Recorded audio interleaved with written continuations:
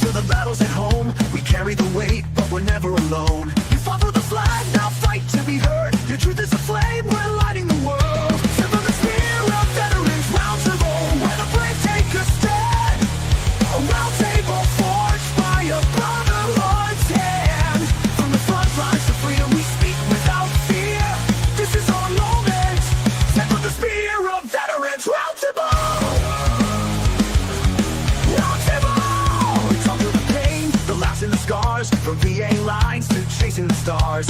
Every voice matters, every wound's real. Every shared truth helps each of us heal. We're not just a podcast, we're a mission, a tribe. A place for the warriors, still learning to thrive. Tip of the spear, where the strong come to speak. Where the silent are seen, and the hurting find peace. From the battle-worn past to the future we steer, we rise up as one. Tip of the spear, of veterans, Roundtable. Roundtable.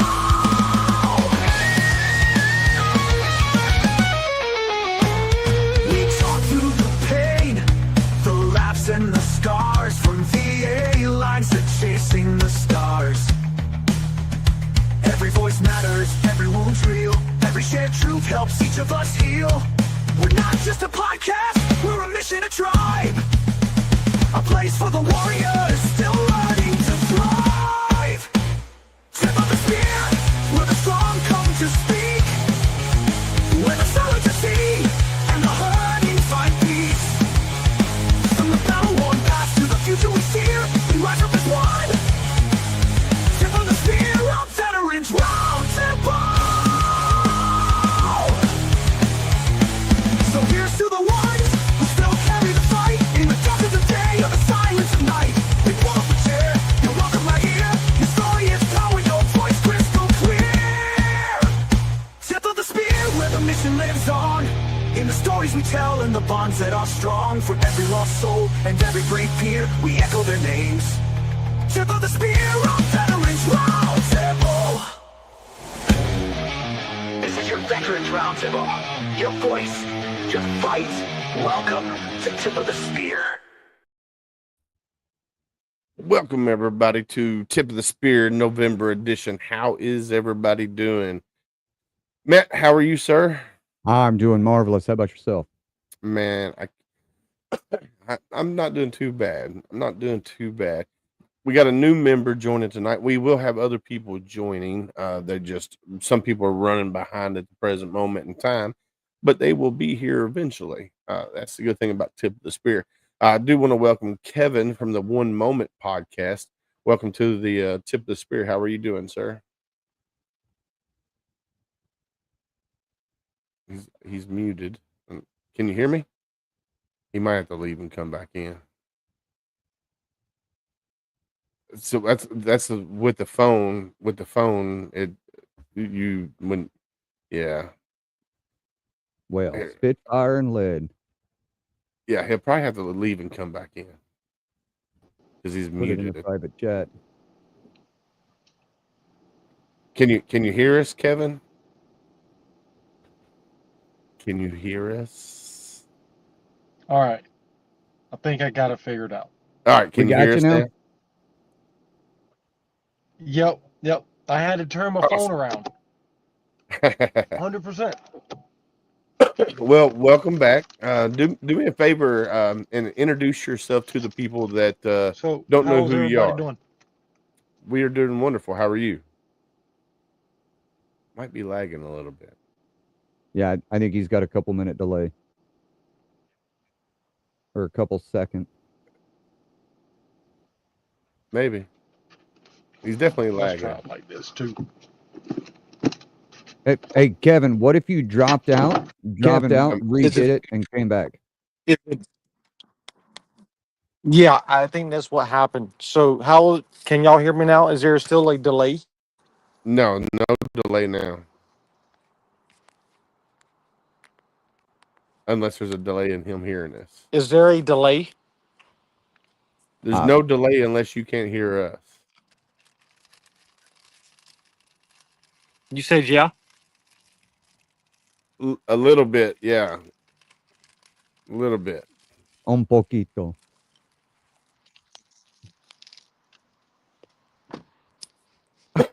You might have to leave and come back in, Kevin. All right. Yeah. All right. So a lot has happened since the last tip of the spear. Of course, on the last tip of the spear, we touched on some hot topics. We touched on um, stolen valor compared to borrowed valor. Welcome back. Are you there? Yes, I'm here. All right. No lag this time. I like it. I like it. So so do me a favor. Introduce yourself to the world of tip of the spear. People that don't know you, Mr. Kevin. All right, so my name is Kevin Odom. I am a currently I am a licensed mental health and substance use therapist. I am also a certified clinical supervisor in the state of North Carolina. I work at a local hospital in Winston-Salem. I do a lot of different services. I offer a lot of different services. I specialize in substance use therapy, and clinically, I do a lot of group therapy, do a lot of one-on-ones and group therapy. That's kind of where I'm throwing my head at this moment. Did 3.5 years in the Army. Enjoyed my time there. Enjoyed a lot of stuff that I was doing while I was in the Army. um, uh, and so I did from '09 to 12, I think it was 2012. Um, and ever since I've done that. I think it was in 20 2013. I had a life changing experience, or yeah, it was in 2013. And ever since I've been on this spiritual journey in life. And so uh, at this moment, I've been going to school since about 2013. So I'm a long time educational student. But that's a little Sounds about like me. I run the One Moment podcast. We're on TikTok, Instagram, Pandora, Deezer, Amazon, Audible, Facebook, X, Blue Sky, Threads. We're across the board on every social media platform you can think of. nice, nice. Now, how long have you been doing your podcast? January will be a year. Nice, nice, nice. And you do that? Do you do that weekly or bi-weekly? How many Typically, episodes? so we do two episodes a week. Sometimes we do them live. Sometimes we don't do them live. We still professionally or somewhat professionally edit the recordings and then also publish them whenever we do the edits. Nice, nice. Awesome. Awesome. Well, welcome to the Tip of the Spear. So what we talk about on Tip of the Spear is anything. Anything kind of goes, like my respective podcast, the Homefront Sitrep, we don't talk politics, we don't talk religion. We do focus on the veteran service organizations from around the country, the mom and pops that still care about us as veterans and don't see us as numbers. And then we bring in veteran authors, veteran business owners, veteran singers, like Craig Murphy there. He runs a nonprofit, or he heads up the nonprofit in Washington State. And then Mr. William Stevens there is an author, Army veteran as well. So we've had both of those guys on the show to talk about what they do. But so we talk about a little bit of everything on ranging from mental health to um, you know whatever, anything that's veteran related, we talk about on Homefront Sit Rep. And Tip of the Spear is a little bit different because this is where we open it up. We talk about anything that's going on globally, military wise. And then we also talk about things that go on within the veteran communities in our own area. Um, so, um, with that being said, something that I want to talk about because I was in this country for a while, and my co-host was there twice, once with me, and then he went back in '04. There's a story on military.com, It says Marines under fire defending the U.S. Embassy in gang ravaged Haiti. Now, if you know anything about Haiti or have been to Haiti, that place has been destroyed since mid 90s. I think I was there in 99, 99 the first time. Well, the only time I went, and Gunny went back in 2004. And it was unfortunately, it's a third world country. And it was terrible then. There was gangs everywhere. There was crime everywhere. And we had to be very, very careful what we did and how we our our rules of engagement, ROEs. I had to think about there for a minute. I'm country. Our ROEs said that we couldn't fire back unless we got hit or our post got hit. Uh, oh, all right. Craig says no longer part of the group. We need to talk, Craig, and see why. So this came out. This was published November 19th. So today at 10:38 a.m. On November 13, 2025, the sound of gunfire echoed through the streets of Port-au-Prince, which is the capital city. As U.S. Marines guarding the American embassy faced an unexpected assault from suspected gang members. Uh, the exchange of fire, the incident unfolded when a group of armed individuals believed to be affiliated with the Viva Ansam Gang Alliance opened fire on Marines supporting embassy security operations. According to the official statements from the Marine Corps, the troops returned fire, neutralizing the immediate threat without sustaining any injuries. Um, let's see. So, me personally, I know what our ROEs were. We couldn't fire back unless we were fired upon, like they hit our tower or they actually uh, hit our person. So I don't know what the ROEs are now. Uh, but me personally, if I want to know who is going after these Marines for firing back. I need to read more into the story. What do you Wait, think? so you're saying that the Marines that were defending themselves are falling under some kind of consequence for that? That's what I'm gathering from the let's see. I'm going to read more, but that's what I'm gathering I'm from the story headline. I'm looking it up Uh right now. I'm gonna start doing some research and looking into it. yeah, let's see. I'm going to go it don't really go into a whole lot of detail. It goes implications for the future. The embassy incident raises questions about sustained U.S. commitment in Haiti without a full scale intervention. State Department officials have recognized that instability in Haiti can directly lead to safety issues for the United States. As one spokesperson noted in the briefing, the United States remains committed to supporting the Haitian people in their efforts to restore security. Yet, with gangs issuing public calls for mobilization, the pressure on Marines and diplomats intensifies. Uh, Here's actually a 3.5 minute video. well, we might be able to share it, maybe. Yeah, And I don't know. it was 3 days ago.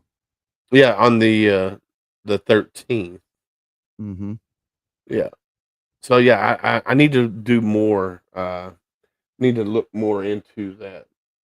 Police in Haiti clashed with gangs Thursday night into Friday in an operation that killed 7 gang members and led police. U.S. Embassy in Port-au-Prince exchanged gunfire with suspected gang members, reports the Washington Post, according to Marine Corps.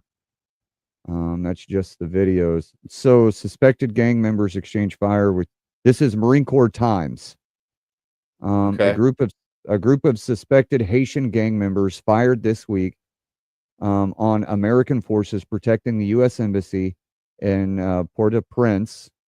A spokesman said Saturday an incident that highlighted the tense security situation in the Caribbean nation.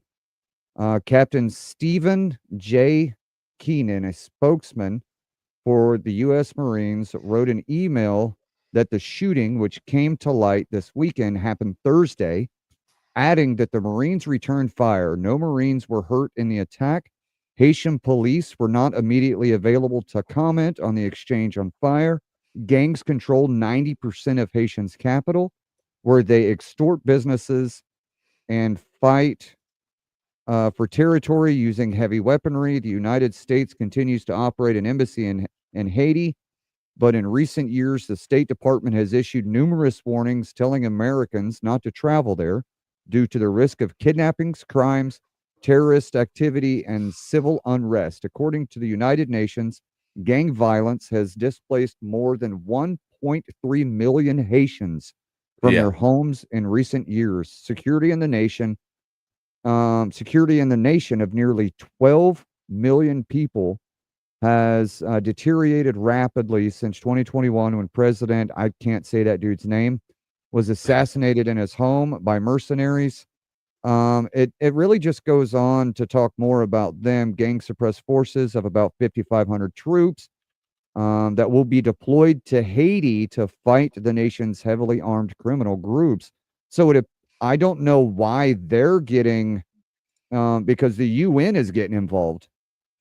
Yeah. Human Rights Office. So they're I mean, the Marines for were doing their job.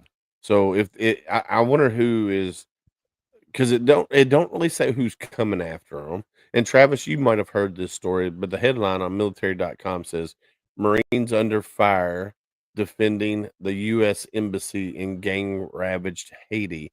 Now, I wonder if it's Marines under fire because they were being fired upon, or is somebody actually going after them because they fired back?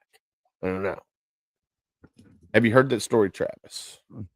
No, no, I haven't. it But appears that you're on top of something I'll that be we're right back. not. So so we're learning some new stuff here. So the question is did they fire upon the embassy, right? Because Well, that's their job, is to defend the embassy, is it not? yeah, it says they did. It says that it says the exchange of fire, the incident unfolded when a group of armed individuals believed. There's Gene. It says when a group of armed individuals believed to be affiliated with the Viv and Sam ANSANM gang alliance opened fire on Marines. So they fired at the Marines. Um, so it looks like they got fired upon first. Welcome, Gene. How are you, sir? I'm doing well, man. Thanks for having me on here. Welcome back. Welcome back. So right now, Gene, we're talking about the story. So this was wrote today on military.com. It says Marines under fire defending the U.S. Embassy in gang ravaged Haiti. Um, so it looks like some armed men decided they were going to f around and find out and shoot at some Marines down in Haiti. Um, so Not too we're smart. trying to figure out if the Marine, because the headline is very rage baity, I guess, because it says Marines under fire. Yep. So are they under fire because they fired back, or are they talking about because they were fired upon? Because and the story doesn't really go into a whole lot of detail on like repercussions, but like Matt says, the UN is now getting involved as well. Because of course we all know that Haiti, since the mid to late 80s, even probably before, Haiti has always been, an unstable third world country. I was there in '99, and let me tell you some of the stuff that I saw there in '99 as a fresh 18-year-old out of the U.S. for the first time. I should never see. You know, it's something I should have never seen, and the guys that were with me should have never seen the stuff that we saw. And then Gunny went back in '04, and it was worse than '04 when he went back the second time. So Wow. I wonder if this happens quite frequently, and then just somehow the Washington Post got a hold of this story and had nothing else to talk about, so they're sensationalizing it. Because if the area is controlled by 90%, the gangs control 90% of the area. This probably happens quite frequently. oh yeah, well, I mean, when we were there in '99, they would shoot over top of our towers. Like we were told, the only way we could shoot back is if they hit our post or they hit us. But they could fire over our post. They could shoot at the ground in front of our post. We couldn't do anything. There was a lot. There was a lot of times where they were just shooting over our heads. I also wonder at the end of this on Task and Purpose, the end of the article says at the end of August this year, a new contingent of Marines arrived in Port-au-Prince to rotate in for embassy security. So I wonder if that has something to do with it, because it's a new group of Marines, right? So maybe some of them had experience there and they just keep rotating in and out. Well, that we did. I know when we were there, we relieved an Army unit when we were there. And then when we got relieved after 3 or 4 months, it was the 82nd Airborne that came in and relieved us. So they do rotate. So these weren't boots to the area, Right. right? And Sergeant Peter Parker on TikTok says it's a proper piece, misleading headline for nothing. I would agree with you, Sergeant Peter Parker. It is definitely a misleading headline, I think. It seems like most of all current day media, especially when reported online, I mean that is just unfortunately the state of what most reporting is turned to these days. I would agree. Now, the headline for Task and Purpose, right? Marines got into a shootout with suspected gang members in Haiti. Very next line, still not the article, says the gunfight started on November 13th after suspected gang members opened fire on Marines guarding the embassy. So, yeah, see, I think military.com, I think the way they wrote it on military, so Task and Purpose probably said it just right. Military.com definitely did a misleading headline for sure. I would probably say for sure. I'm sorry, I'm just going through like 7 or 8 of them, right? No, you're good. You're good. I think it's clickbait basically because it says Marines under fire. It's like, huh? What did the Marines do this time? You know, because us Marines, we have a lot of bad reputations anyway. People always think we're out to cut somebody's head off or whatnot. Here you go. Here's Haitian Times. The shooting underscores how the U.S. Embassy has increasingly come under threat as armed groups threatened their grip on Port-au-Prince, with previous attacks leaving vehicles riddled with bullets and an employee wounded. Okay. So it appears that anybody that goes to this area probably they're briefed on the fact that it's going to be a pretty dangerous area. And then if you get these guys into a high tense situation, they're already under the idea that they're probably going to come under fire. Remember, Lance Corporals, 19, 20, 21 years old, not able to really comprehend some of the things that they're going to go through. And it's the stress starts to build. I don't know. I mean, we can make all kinds of assumptions, Yeah, but we yeah, have to remember that they don't give us all of the full story on purpose. yeah. Oh yeah, they definitely don't give us the full story for sure. For real. And then Peter Parker on TikTok says Congress is investigating the Clintons and Haiti. I think the Clintons are getting investigated for everything. They should be. I mean, I would probably agree. Oh, okay, all right. Let's move on. Let's different topic now. Okay. All right. So Epstein files. Let's talk about that real quick because All right. that's something hot topic right now, right?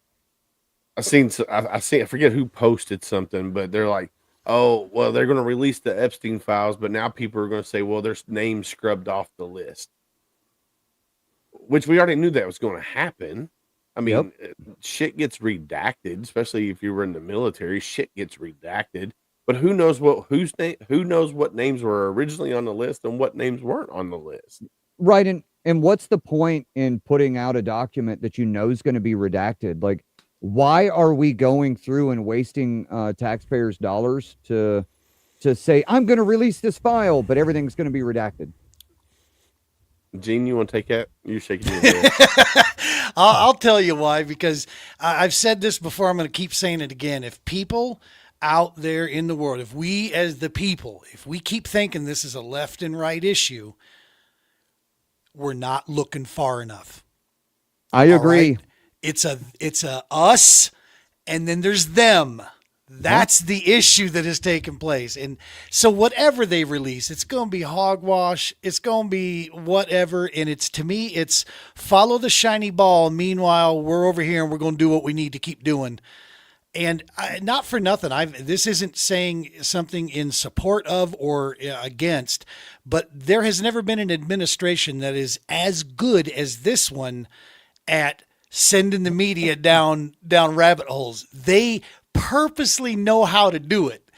He will say just what he needs to say, knowing good and well it has nothing to do with what they're actually working on.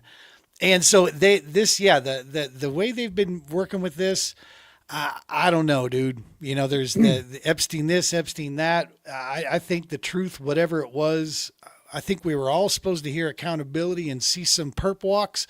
Haven't seen any of that mess yet. So I don't know, but Well, I've said it before, right? Everybody's like, "Oh, Trump's going to clean this, drain the swamp, drain the swamp, drain the swamp." Listen, when I ran for Missouri State Representative, I had the same, not going to go in and drain the swamp. It was, I'm going to go in and do great things. After I learned that your first year there, it's about becoming part of the swamp or you can't get anything done. Yeah. And it's the same thing. And that's in a state level. Imagine in a federal level, becoming part of the swamp is part of the game. Back when the Federalists were a party, like 1790s, right? The major opposing party was called the Democratic Republicans. Yep. And after the Federalists basically fell out of favor because it felt a little too British, a little too monarchy, their ideas of big government and authoritarianism, that's when you see the two parties start to break and start to merge out. But I say this, long time ago, it's one and the same, man. The groups they're together out there. And it's two wings of the same bird, and they're both shitting on us. Yeah, I love that. and sooner or later, I always hear that when people say, well, this representative, this is what I believe in. I don't really care what you believe in. You were elected to represent your constituents and the people that elected you. That means even the people that you disagree with, you're there to represent them also. So, you can't just dismiss 50% of the group, dog. You got to listen. These people are also part of your constituents, So at some point, we the people, right? Well, sooner or later. I've said this too, right? I believe that the representatives red or blue, they're out to screw you. There you go. I like that rhyme. Um, so I believe that they have their own agenda, but whenever that's the politics, but whenever it gets to the people themselves, left, right, center, whatever, I Yeah. believe that everybody has the right idea, right? They want better for our country. We disagree on how we're getting there. And then when you get to your representatives and your senators, they are pandering to their voting base. Yeah. And everything that they do is a chess move so that that voting base stays for them. Yeah. And Nasty Pelosi, basic one, right? Nasty Pelosi, one of the worst on the planet. But I think that her voting base absolutely wants her to act the way she is. Yeah. And Ben Franklin once said the first job of a statesman when they take office, work on getting reelected. that's it. They Yeah. 75% of your time that you're in office, you're working on reelection. Yeah, you're not really doing anything, and you got all these young politicians, right? They're idealist, and they're like, "Oh, I'm gonna go in, I'm gonna change the world, I'm gonna change everything." And then they get in there, and like you said, they either conform or they get eaten up and spit out. It's just like, what the hell? And I think what it's going to take, and I've seen this with several of the veteran community guys that have gone into politics, and a lot of them are standing on their own feet, and not backing down and trying not to be, but yet they're still a minority when it comes to that. Because here you got a handful of veterans out there that are trying, political realm, and they're trying to make a difference, but you have too many people that's been in office for 30 plus years, and haven't done one thing in 30 years but line their pocket.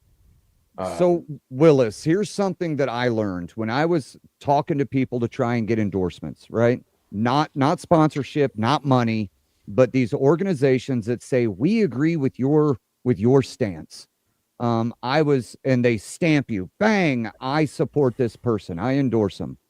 I was sitting at a lunch one day talking to this lady, and she asked me a question. She said, I can address that one too. So she said, she goes, what do you think is the first thing you need to learn? And I was like, I mean, let's be honest. I need to learn how to read and write bills.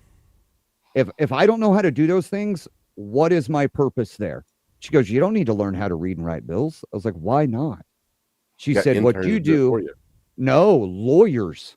So you decide what you want it to say, and then it goes down to the belly of the beast. All the lawyers will put all the legalese in and I go, so what is my purpose?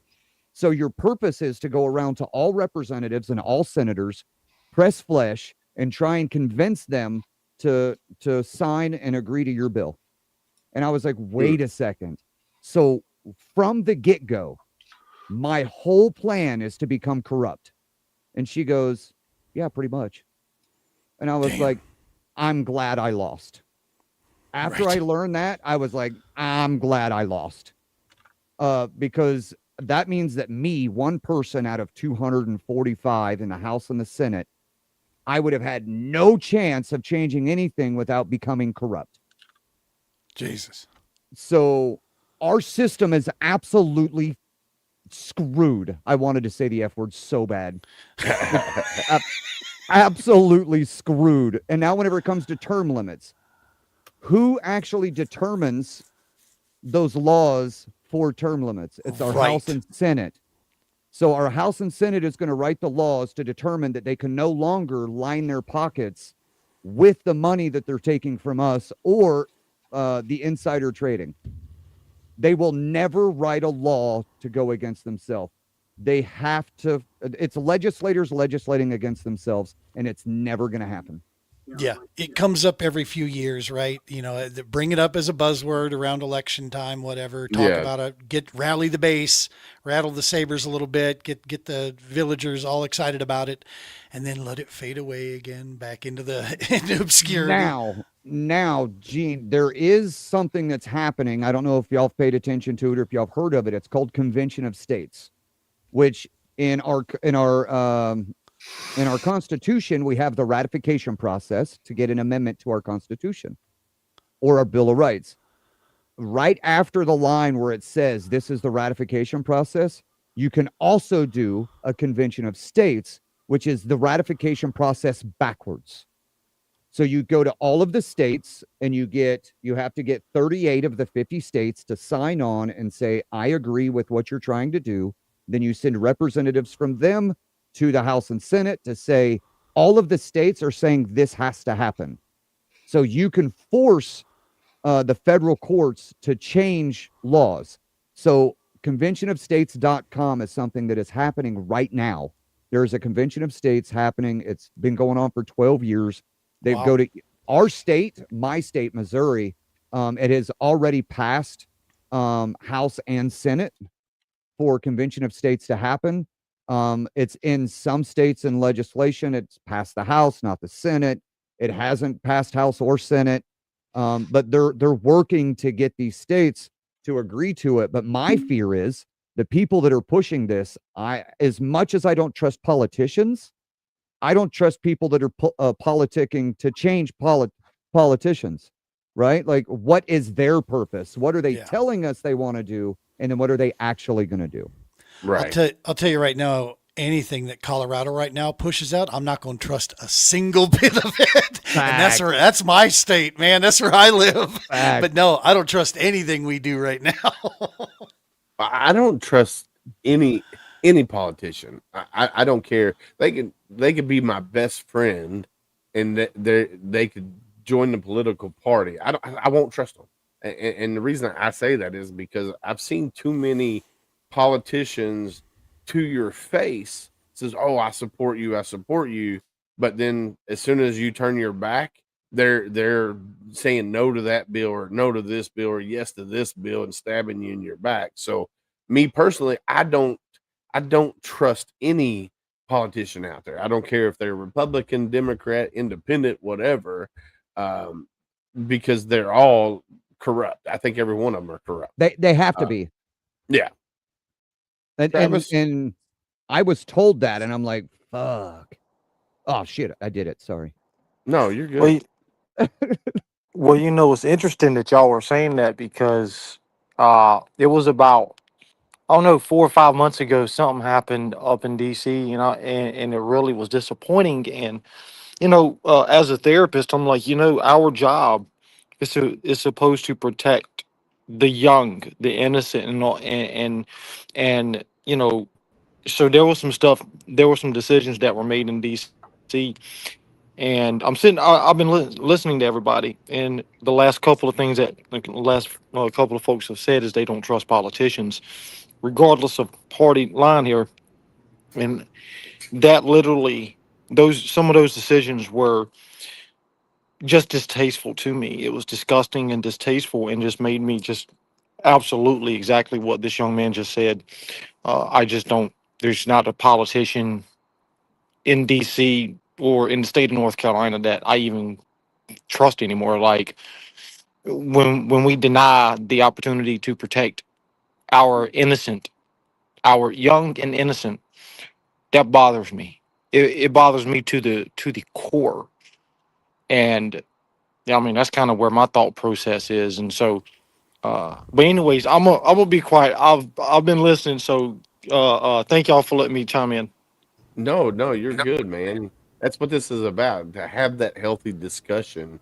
And that's what we like to have on here, the healthy discussion to talk about all of these issues that are going on across across the globe, because stupid stuff happens all over the place.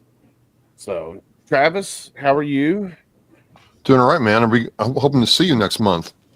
Oh, you're definitely seeing me. It's already on the calendar. And That's I'll bring theory with me, and you can Friday. So I lift Doing Friday at what 4 now? p.m.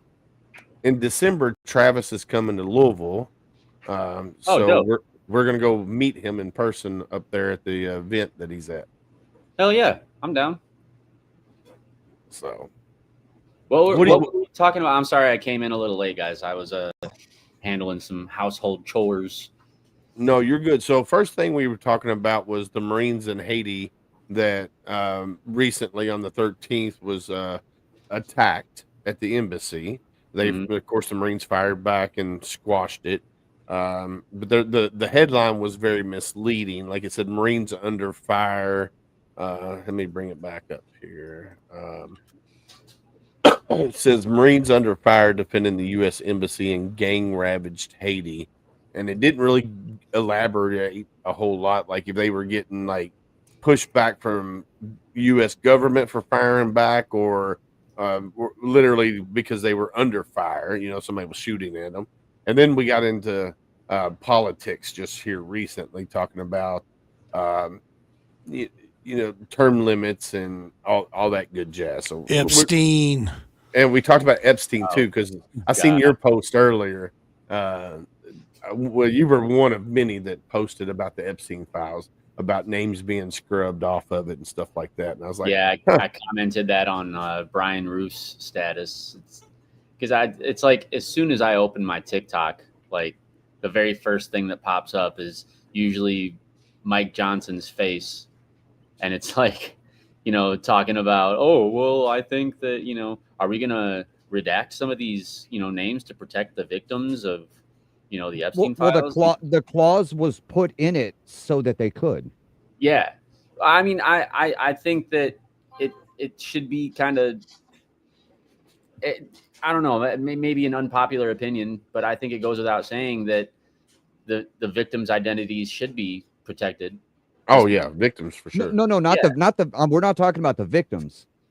Talking about the perpetrators. It was put in specifically so the perpetrators' names can be redacted.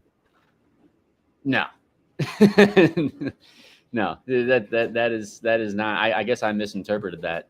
I mean, it's just like the JFK files, right? Yeah. Let's say that they put out a bunch of information that isn't redacted. Okay. JFK, they put out, what was it? The assassination, they put something like 10,000 pages out.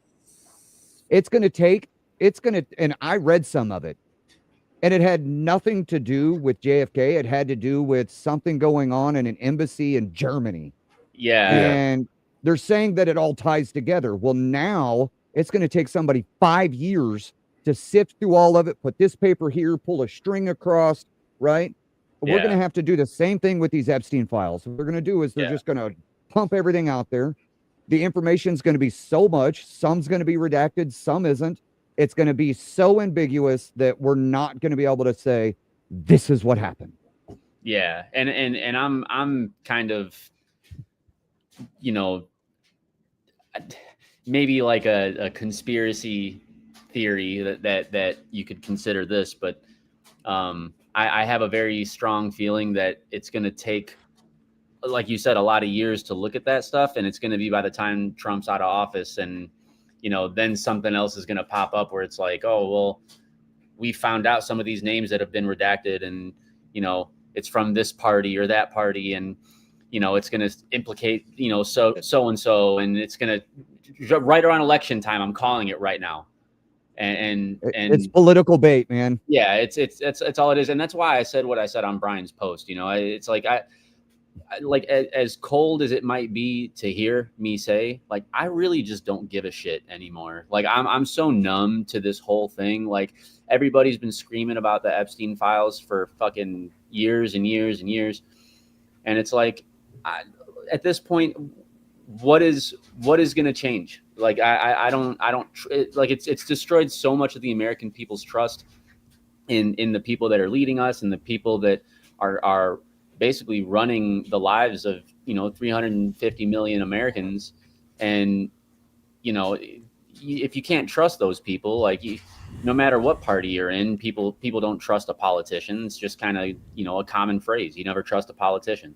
And you know, I kind of think it's a waste of time, and it's all for political gain and, you know, division of the people. And if you don't want the Epstein files released, you're a fucking commie. Like, dude, shut up. Like, you know, everybody wants them released, but realistically, what is that going to do? Nobody, like, if you think about it, like the most powerful people in the world are not going to face jail time. If that was the case, and Hillary would be in jail right now. Speaking about Yeah, trusting, and that's what bothers me is man, I don't care who it is, world leaders, politicians, I don't care who it is. Release the files, like release them, because at this point in time, like you just said, the most powerful are not going to be incarcerated.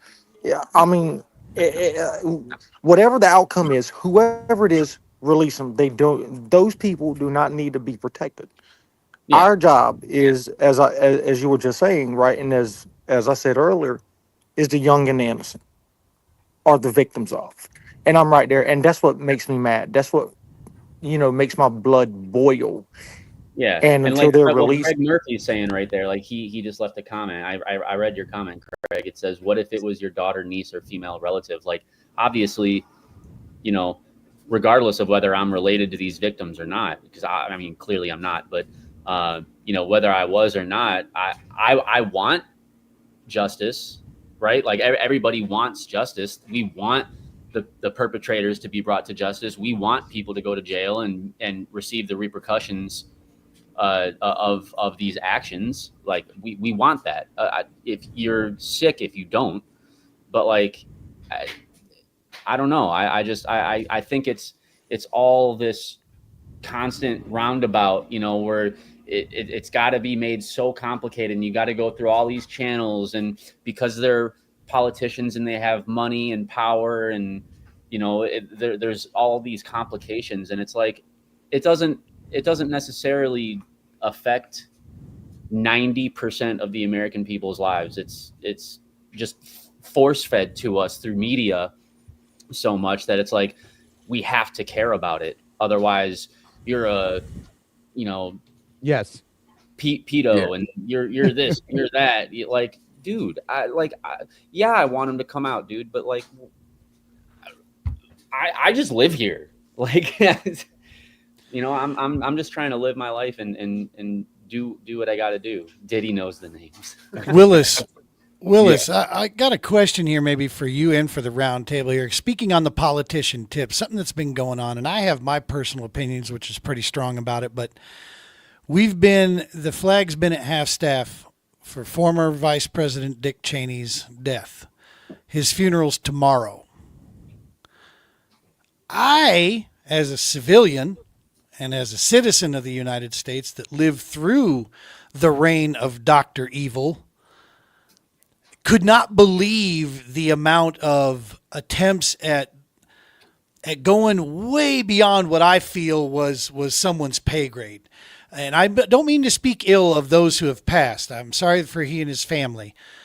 But I also believe that we make our own bed and we lie in our own bed. And the Halliburton piece that took place from 2000 to 2004 range, dude, I remember that. Then the 2004 to 2008, I'm sorry, but he was one of the scariest. He, Scooter Libby, and Karl Rove were some of the three scariest human beings. They had no aspiration to move past that job, right? And I still believe they were pulling the strings that a lot of you gentlemen sitting here paid the price for, you know, over money and contracts and such, that, you know, maneuvers that, quite frankly, we shouldn't have been doing. You're out of service now. Are you allowed to speak your piece on your opinions of these guys, or what? You know, what's that like for you when you see something like that? So we can speak our piece on any politician that's out there now, because we're not. I mean, yes, we still have that oath until the day we die, right? Sure. But like, I wouldn't speak ill of the current president, current vice president. I don't care if they're Republican, Democrat, and I tell my daughters the same thing.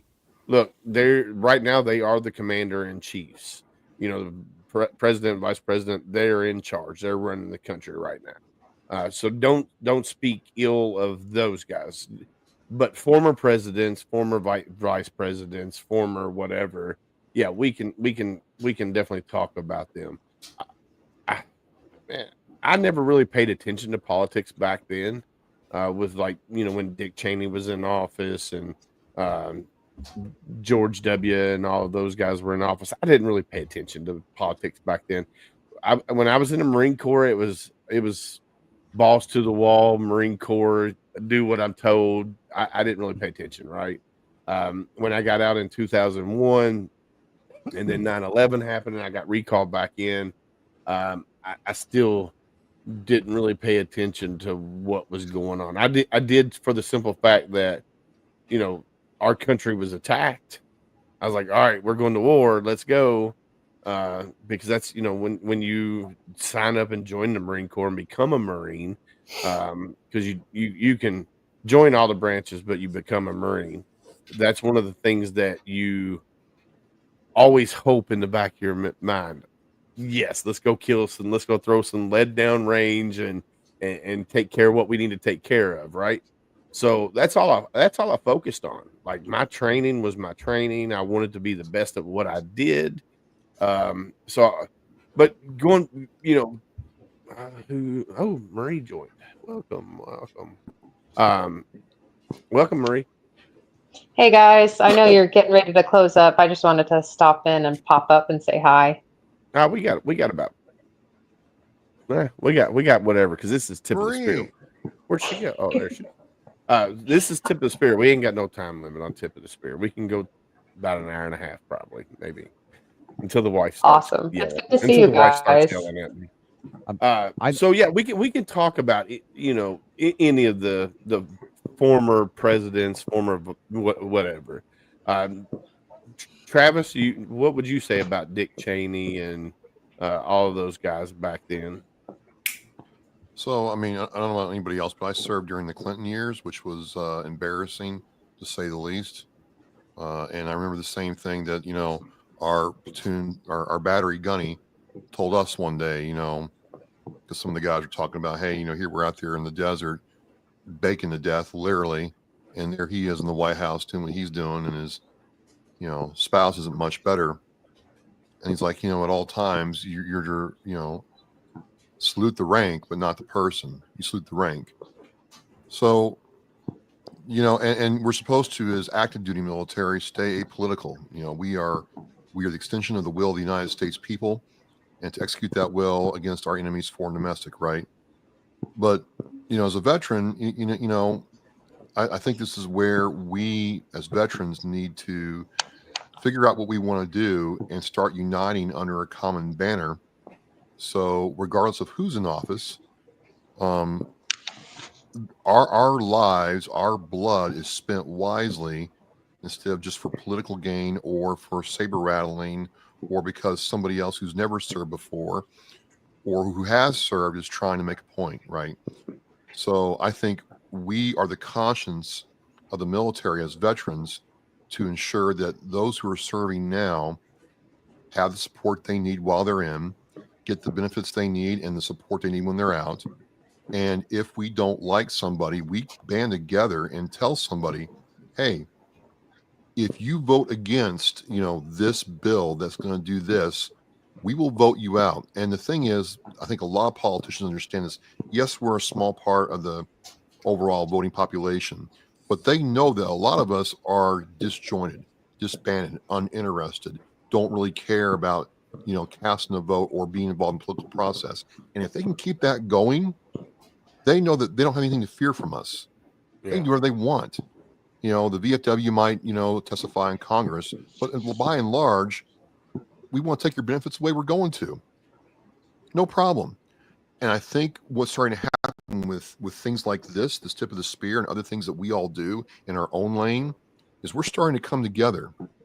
And I think when we start coming together and being unified, and if we can keep that up, we should be able to impose our will on those who are in office because they have forgotten that they work for us.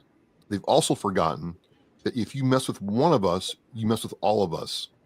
So I think it is incumbent on us veterans to come together on certain things and draw a line in the sand and let them know, no, this is not acceptable. You didn't take care of those guys. I mean, the burn pits is a perfect example of that. Whose bright idea was it to send those guys to make all that stuff and get all those? It's a tragic, and it didn't need to happen. So that's my 2 cents. And things like this give me hope that we are starting to come together and lean into the power each one of us has. And gentlemen and ladies, we are stronger together. So let's kick these guys' ass. That's my 2 cents.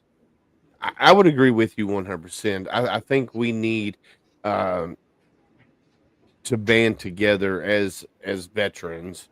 I know there's organizations out there like MOA has their groups in each state where they go and she's not there. She is. I know MOA has where they go, storm the hill, which they don't call it that anymore, but they go up and lobby for veterans. Now, here's what I'm going to say about that, though. All right, so you got all these different organizations out there that are lobbying for veterans' rights, veteran benefits, and stuff like that. All of them are doing something very similar, but they all have different agendas. And that's what's wrong with the world. That's how they keep us divided. And it's just like, white people versus black people, white people versus Mexicans, and they keep us divided because they know if we as a country are divided, like if there's the whites are against the blacks or the whites against the Mexicans or vice versa, we're weaker that way. So we as veterans, whether we're Army, Navy, Coast Guard, Space Force, Marines, whatever, we all need to come together under one common guise and say, all right, this is what we want. As veterans, we want the benefits that we deserve, that we earned, not deserve because we earned them. Let me rephrase that, because we earned the benefits that we got. And I'm not talking about going out to Texas Roadhouse on Veterans Day and getting free food. I'm just talking about the what we earned serving our country. We said we would take care of our country should take care of us. I think every veteran out there should be rated somewhere along that scale, whether it's 50%, 100%, depending on the severity of your service injuries. If you were, PTSD, if you got PTSD, you should be 100%. If you, whatever. So I think, yes, I agree. I think we need to come together as a community, and that's where conversations like this that we're having on Tip of the Spear, where it comes into play, and it might spark that fire to get all of us together. What do you think, Theory? I agree 100%. I think that it's important because you hear too often, that there are veterans, like with this whole government shutdown and wanting to, this whole narrative was that the Democratic shutdown, right? What they called it, the Democratic government shutdown, and regardless of whatever was the purpose behind it, have a good one, man. Regardless of who was responsible for the shutdown or not, you heard countless amount of times, oh, well, why are we wanting to give health care and all this to, illegal immigrants, but we have homeless veterans and, veterans that are, not getting the medical care that they need and, not getting the mental health care that they need and things like that. And you hear that so often. And, it's sad because, like you said, you serve your country and you do your part regardless of whatever it is. For example, I saw a TikTok today, just kind of doom scrolling earlier this morning, and it was a guy who was saying like, it was like a funny skit, but he was like, nobody's going to quit a job faster than a disabled military or a disabled veteran because they're not there to work for their like living. They're there to work for leisure. They got their stuff paid for, and it's like I saw so many comments in there that were like, the recruiting office was open to everybody. You know what I mean? So it's like, you know, when you have people who are saying, oh, well, you know, veterans are getting their disability and it's a handout. You know, you guys are expecting handouts. You guys are just expecting free money. And it's like, that's not at all what veterans are expecting. We're not expecting free money, and that money is not free. You know, when's the last time that, you know, you heard of a veteran with severe PTSD being able to sleep through a night? You know, when's the last time? I mean, I haven't slept through a night, and I have my left shoulder, per my July appointment when I went in for my yearly appointment. I was talking about my shoulder. I had an X-ray done, and my shoulder, I had surgery on this left shoulder back in 2012 when I was active duty, and I'm rated at 40% for my shoulder, but it's like hanging on by a thread right now. Like it dislocates and just falls out of place for no reason whatsoever. So like, you know, it's painful, and you deal with that every day. So it's like, when but then you see a bunch of comments from veterans who are sticking together and who are like constantly having each other's backs, saying like, no, the recruiting office was open to everybody. You could have walked in that recruiting office and you could have signed the dotted line, and you could have, no matter what, whether it was a combat deployment or you were on a MU or you were on whatever it was, you know, you could have been in Guam, you could have been in Oki, you could have been in Iwakuni, wherever you were in the world, your service mattered. And, you know, I think that anybody who has the courage to sacrifice years of their life away from their family and their loved ones, just to be able to serve and protect our country, deserve to be taken care of when they come back out of that active duty status. And Travis made a good point where, you know,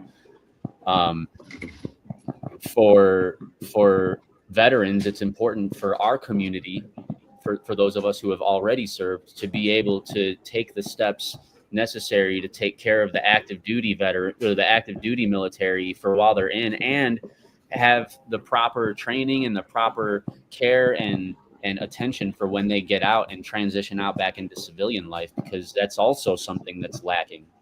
You know, they don't really prepare us as well as they probably should. You know, my TRS was 5 days. and I didn't even have that. Yeah, like, you know, and it's like basically all 5 days could have been summed up to: don't cuss at your boss, don't cuss at your coworkers, and, you know, and just be a normal person. But it's like, for however many years you served, that was engraved in your brain, and you can't change that. And it's a lot of those habits are hard to break. So, you know, what might be normal to veterans is not normal to Joe Schmo down the street who, you know, just works as some kind of, like, you know, in some kind of telecommunications field or something, you know.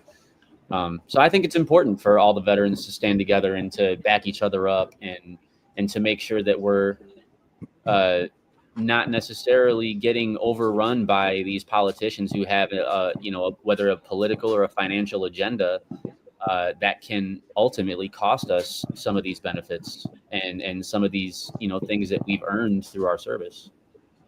So here's a comment on TikTok. This is from Miss Lacey James with the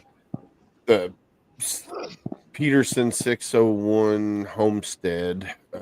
She says, dealing with the VA and all that as a Army National Guard has been the worst experience ever. There needs to be, I'm sure she's typing more, but yeah, as a reservist and Army National Guard or whatever, Air National Guard, those guys, if they don't do like deployments for a year or 180 consecutive days or something like that, they don't Outside get of benefits. training. Yeah, outside of training, they don't get benefits, which blows my mind, because here they are, they served, you know, they signed their name on the dotted line, they served their country, and, you know, whether it was here, whether they were going to southeastern Kentucky to handle ice storms, or whether they were doing crowd control in DC, whatever. Just because they weren't deployed on active duty for 180 plus days, they don't get benefits. I mean, what's the sense in serving in Air National Guard or National Guard or any of that if you're not going to be taken care of? And so Now, what do they consider a deployment? So a deployment, you have to be on active duty for, I think, 180 days. So it Yeah. could be, but you have to be on active duty. You can't be called up for a month, and do, whatever local and stateside. But that's what I'm saying. You said like if they don't go on a deployment for 180 consecutive days, they don't get benefits when they get out. What would be considered a deployment then? Are you talking like overseas deployment, or are you talking like get deployed to DC to do crowd control kind of thing? So Well, a deployment would be anything that activates you and makes you active, and then whenever you're done and you go back, you receive a DD-214. Yeah. So if you're within the state or another state and you go somewhere, you're not activated as an active duty. You are using you're performing your National Guard duties. And then you don't get a DD-214 when you're done. So I wanted to jump in on this. For those of you who don't know me, hi, I'm Marie. I am the co-host of Every Day's a Saturday USMC Veteran. And I just wanted to say, like, we just went through this with my husband because he was a reserve in the Marines for 6 years. And they fought him so hard to get his disability because he never deployed. And he was already struggling with a lot of that mental health, like, oh, I didn't deploy, I don't deserve it, and he felt so isolated. And so then we actually went into the VA to try and get things situated.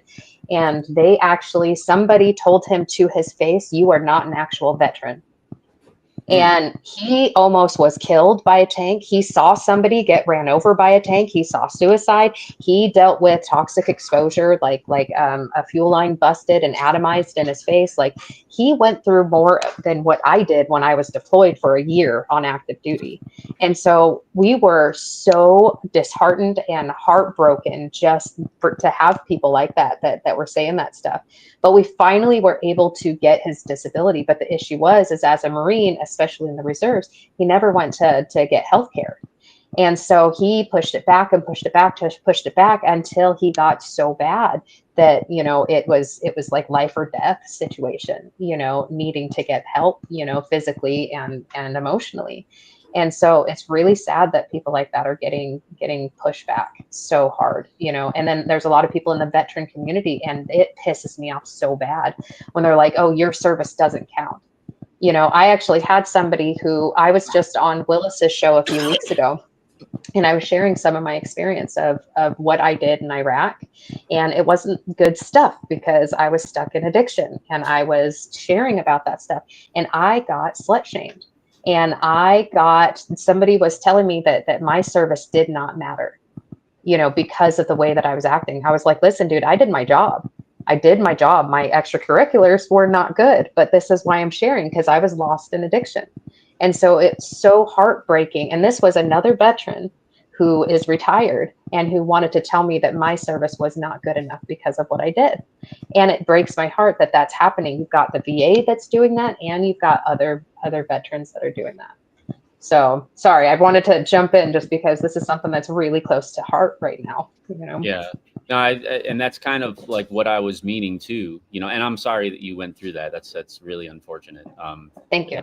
And same thing, for your husband, it's a shame because, like I was in my example earlier with someone saying, well, you didn't deploy. So, why do you rate a disability rating? You didn't deploy. So are you really a veteran? Like, just because I didn't go on a combat deployment and get shot at, does that means that I'm apparently not a veteran? Like, that makes no sense to me. And I think that a lot of people that do say that are like, those are the type of people who would in the same breath say, well, I would have joined, but I would have punched a drill instructor in the face if he yelled at me. Like, shut up, dude. you know, and so unfortunately the internet has given it's given everybody a voice to, you know, be able to speak without any consequence, because you'll see a lot of keyboard warriors in comments that are saying, you know, well, just because you're in the Army, I was in the Marine Corps, and you know, you're not a real veteran because you didn't join the hardest branch. Like, that it doesn't matter to me. You know, what happened to the one team, one fight? What happened to, you know, it doesn't matter. Like, do you think that if I was in a combat situation as a Marine and I'm sitting there and I got shot in my leg, and if some Army guy or some Air Force guy were to see me and come drag me from the fire, like, do you think I'm going to be like, ew, don't touch me? Like, you got on Army camis, like, gross, wait, get that Marine over there to carry me away from getting shot. No, dude, like, it's the same concept when you're here in the, you know, as a veteran. And that's why I'm so big on your service matters. And it doesn't matter what you did. You could have been, you know, never deployed and never left your base, but you provided support for training exercises. You know, I was in the air wing when I was active duty in the Marines. I worked for MALS 29 and, you know, in the avionics division. And I was doing, you know, missile detection radar systems. And then I worked production control for a while. So I was overseeing a lot of the maintenance on a lot of the aircraft equipment. And, you know, we would provide that support for the pilots to be able to fly and do these training exercises. So that way, when they deployed, they were ready to go. And that is just as important as you being deployed and going downrange doing something. Well, Because and if I you're wanted, doing your job right, then you put other people's lives at risk, even during training. Oh yeah. I wanted to say along those same lines too. You know, someone asked, so for myself, right, I struggle with survivor's guilt. You know, like, hey, this is how I acted, but I still did my job, but I still have my own survivor's guilt. And like, I wonder, you know, oh, could I have done better? Could I have done better? Could I have done more? You know, and then I got medically discharged because my hips gave out, and I was working on Rear D, getting my guys ready to deploy to Afghanistan while I was medically discharging, you know, and I'm like, well, my service doesn't matter as much because, you know, they were able to go and deploy again, you know, and then there's also that idea that I'm not disabled enough to get my disability, or I can't call myself a disabled veteran, you know. Now, you know, my stuff has gotten a lot worse, you know, but back then it was, can I call myself disabled veteran? And, you know, my husband has struggled with that too. Like, I'm, you know, I don't feel like I did enough type thing. And somebody made the comment, how disabled do you need to be? Do you need to lose one arm? Do you need to lose two arms? Do you need to lose an arm and a leg? Do you need to lose your eyesight? You know, how disabled do you need to be?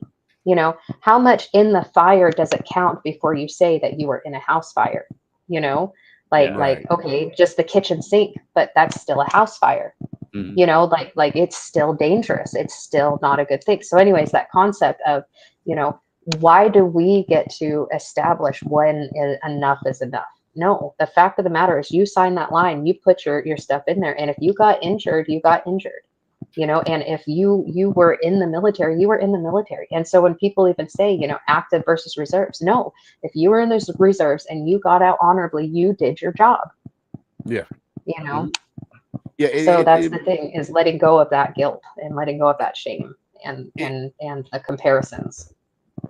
Yeah, it blows my mind. Like, we're talking about, you know, Air National Guard, Army National Guard compared to active duty and doing and completing your mission. You know, we all signed our name on that dotted line, and whether you served your time honorably in the reservists, National Guard, wherever you served your time at, and you served it honorably, you should be taken care of. And I do agree. Like, when it comes to a certain, if you're rated, and even if you're not rated, so let's say you went through the military, you got blown up, right? IED, right? You're not rated because you decided, oh, I'm not going to go to the VA. So you're not rated, but you still got blown up while you were in the service. You should be considered disabled. You know, regardless. So like I got messed up knees, back, ankles. I'm what 60% rated at the VA right now. I'm still fighting to get the rest of it. But I can't get a disabled placard to go on my car because I don't have any physical injuries that were documented in the military service. Like my knees, my ankles, my back, they're jacked. But since they're not documented through my military service, because I didn't go to BAS and didn't report that shit, I can't get a placard for my vehicle because it wasn't documented. So I think there should be. I think there should be something out there where if you have not just physical injuries, but if you have PTSD, MST, if you're a survivor, because with MST you got to throw in PTSD from that. I mean, there's just so many different things out there.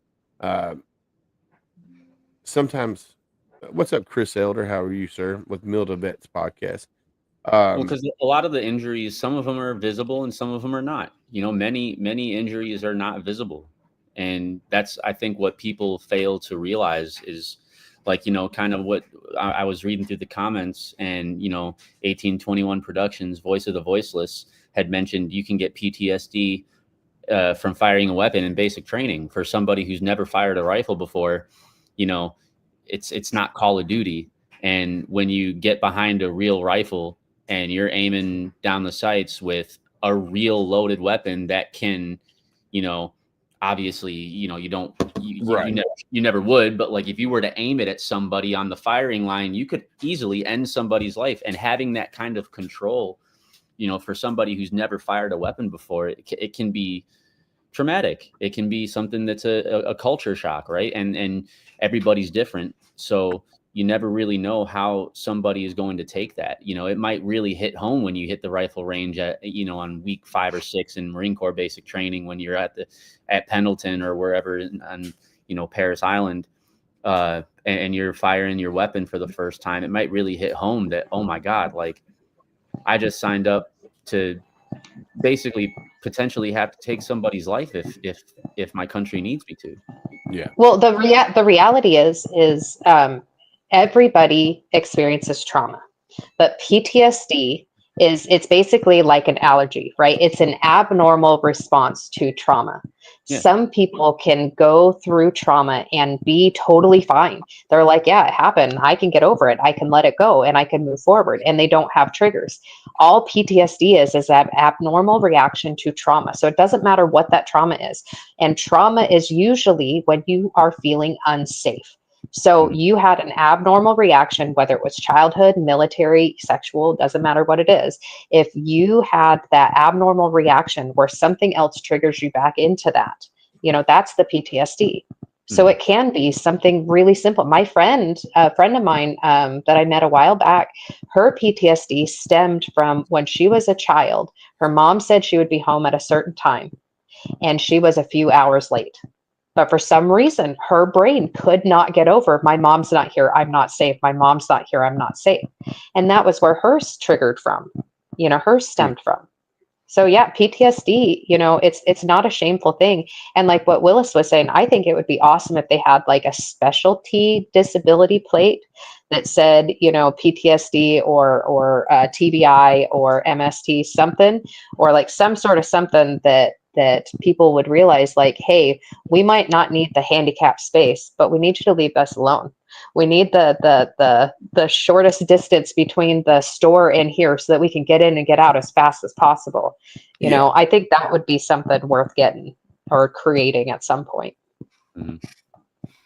Yeah, and that's kind of what I was leaning into with the not visible trauma, right? And the not visible disabilities, and really, it's cliche to say, but unless you served in no matter what branch of the military, you really don't understand that shift in your mental that the military gives you. No matter where you join, and everybody says, the Marine Corps, it's the most strenuous mentally. And I mean, I've never served in any other branch besides the Marine Corps, so I wouldn't really be able to tell you. But from what I experienced was a huge like I came out a completely different person. And to be completely honest with you, I can't even remember the type of person and the type of thought process that I had prior to boot camp. So, you know, that just goes to show you the new, like, the way that your brain works and the way you process your thoughts and your emotions, all that is changed and manipulated. And when you get out of the military, they don't give you an off switch to just be like, okay, go back to the way you used to be, right? So that's where a lot of veterans, I feel, have trouble transitioning more so, because they don't have the ability to turn that off. And yeah, like you said, Christopher, you know, veterans hesitate to seek treatment because they think I'm not missing a limb, so I'm fine. That's it. It happens all the time, you know. But like Marie said, how disabled do I have to be considered a disabled veteran? Do I have to, Right. you know, am I a disabled veteran if I have, you know, both my legs gone? Like, you know, or, you know, what makes a difference between that? Or, you know, I still have my left arm intact and it's attached to my body, but I go through a constant state of pain 90% of my day with that injury. And that was sustained during active duty status. And so does that consider me a disabled veteran? Right. It's Well, just, so there's a comment here on TikTok from Miss Lacey James. She says, at the same time, a lot of folks suffering invisible wounds. The last thing they want is more attention, or differentiation from other disabilities, as they already feel cut off from even other veterans. And I get that. You know, if you got a Purple Heart veteran or a veteran that has lost limbs or eyesight or um, something of that nature, you don't want to be categorized as being different. I do get that. Um, so I don't know. I, I don't know if I would necessarily have a license plate that, you know, has the handicap thing on it for myself. Maybe something to hang in the window or something, or around the mirror or something like that. Especially if it's a like, I would only use it in like uh Sam's or somewhere that's super uber busy and I get frustrated really easily. My wife will tell you that I love road rage, because I get friggin' really frustrated a lot. So that, I think that would be somewhere that I would use it at. But other than that, I probably wouldn't use it, because if I can park away from everybody, like at the very back 40 of a parking lot and then mosey my way in, I'm okay with that. One, because I don't want nobody to hit my truck, but two, um, it just gives me that situational awareness of my surroundings. So I don't know. So I'll tell you, I have been on both sides of that. So when I first got out, I got medically discharged because my hips gave out while I was in Iraq. And I didn't have the handicap parking. You know, I kind of like pushed through, but I was also actively drinking regularly and hard and other extracurricular, you know, forms of alcohol, you know. And when I got sober, I started not being okay, right? Because I was actually like, hey, my body is not okay. And it got to a point where I told my doctor, and I was like, hey, on my really bad days, I need a handicap placard. And he's looking at me, he's like, no, you don't. And I'm like, no, I really do. I've got really bad days. And he's like, whatever, and go ahead. But usually it's only good for people who are crawling. You know, it's the only time I want to see people doing it.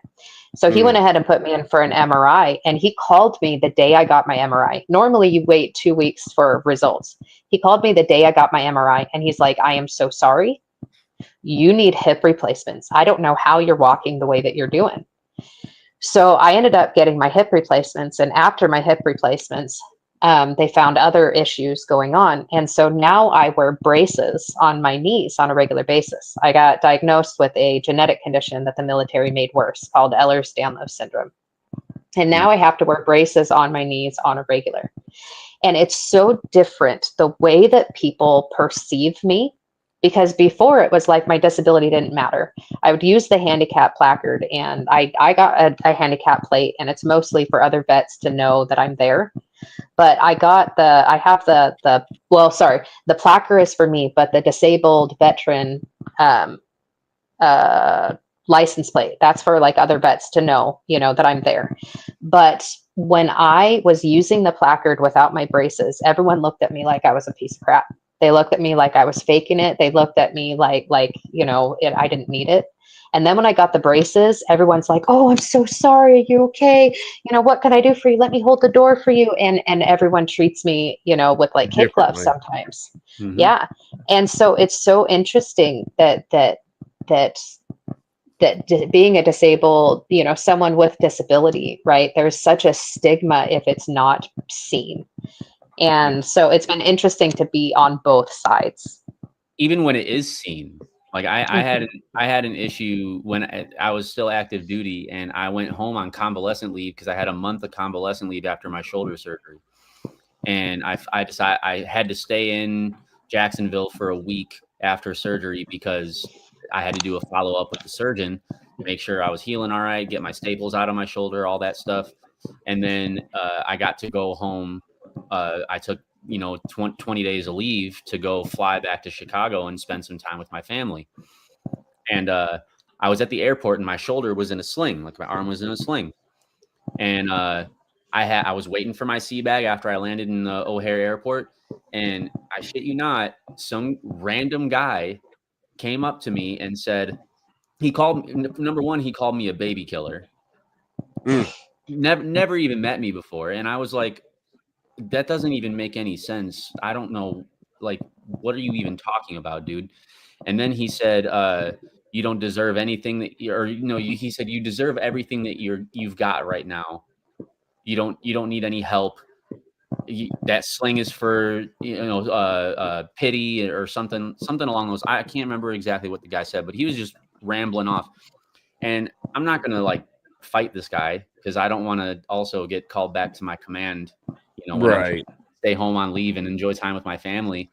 I don't need my CO calling me and being like, "So we heard you had an incident. You need to come back to base right now, and you're probably going to get NJP'd." So I was like, I'm just going to ignore this guy.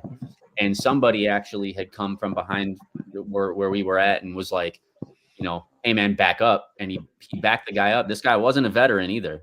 And he's like, "Here, man, I don't know what happened to you. For all he knew, I could have been blown up, or I could have just randomly had a shoulder surgery for whatever. Right. Like it doesn't matter, right?" But he's like, "Let me carry your bag for you." And he like carried it all the way back to where I got picked up by my car, by my aunt. And he sat there and waited for me or waited with me because he wanted to make sure that nobody else was messing with me. And he was just a really nice guy. But like, you'll have those people who even when they can see that you have something visibly wrong with you, you have those, unfortunately, those human beings who are not human beings, and they have no heart, and they just want to be an asshole just to be an asshole. Well, the thing that I've learned about that, and this is one of the things that we talk about on my podcast, right, is we focus a lot on the healing aspect. And the reality is these people who lash out, they are suffering from their own struggles and their own traumas, and someone made them feel that way. And they are reacting towards us because they look at a mirror. The way people treat us has nothing to do with us. It has to do with their own insecurities and their own fears, their own doubts, something that has triggered them. And so when that happens to me, I just, hey, I'm here if you want to talk, but if you don't want to talk, back off, do your own thing, but I'm here when you are ready to talk. Yeah, for sure. Travis, what are you working on up there?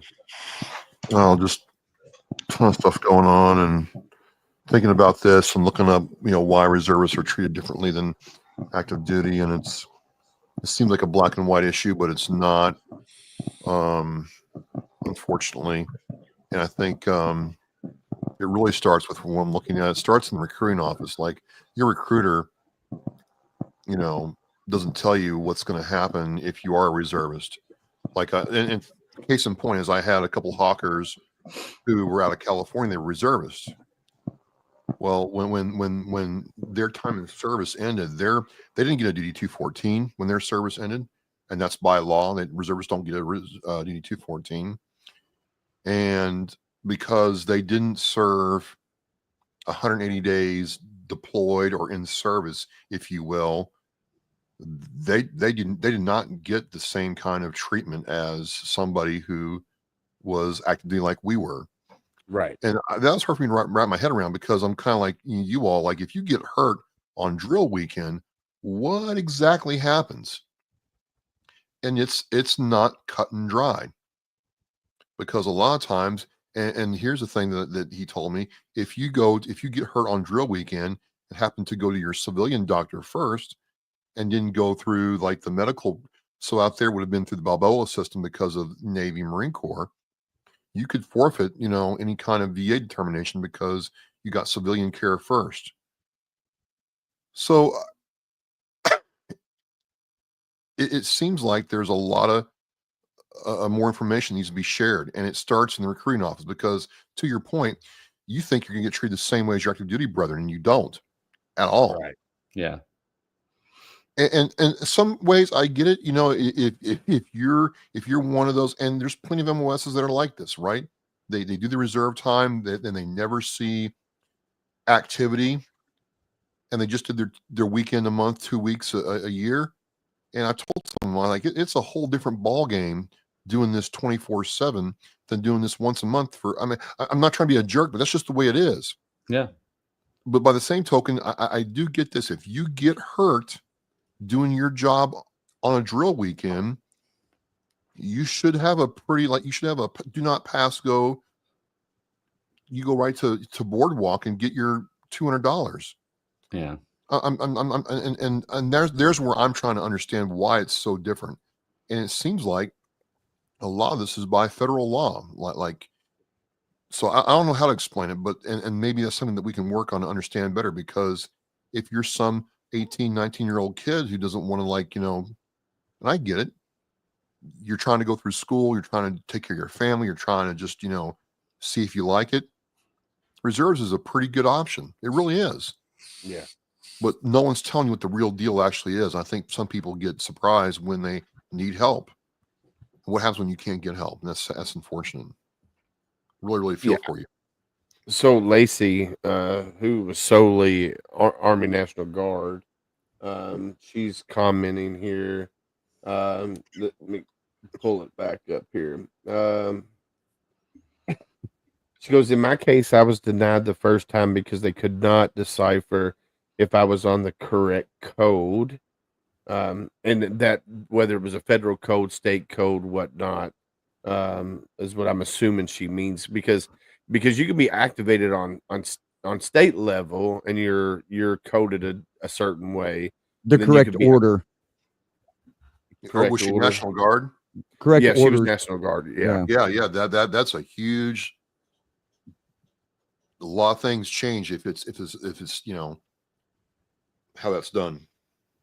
And then she said, not because the Raiders could not grasp if I was Army National Guard and my unit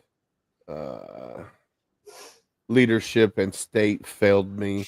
And then she said this was told to me repeatedly, that if I had been on active duty when I was hurt, this would not have happened.